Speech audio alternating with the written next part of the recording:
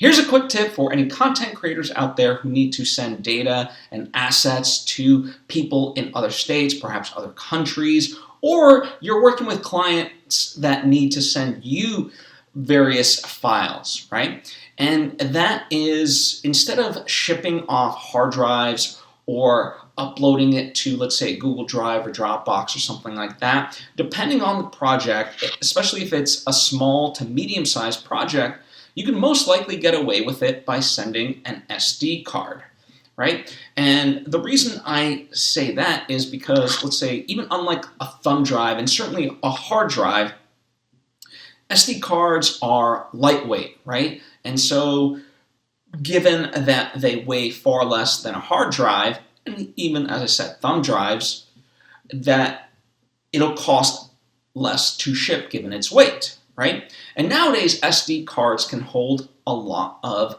space, right? Now, it won't work for, let's say, feature film unless you just need to send partial assets and things of that nature.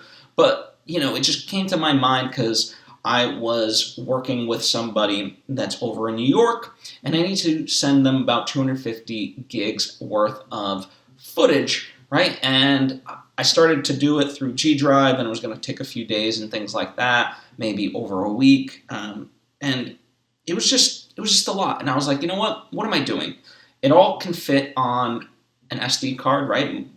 They're relatively cheap, so you know I could send that to them in New York. They can get all the footage, and then they can send me back the SD card if I needed it or whatever else, right? And so it's just a simplified way to send data, you know, depending on if you need it to get there sooner rather than later. Then, of course, there's priority charges and things like that. But luckily for me, you know, it ended up being $15 overall. And it gets there in just a matter of a few days, right? So not terrible at all.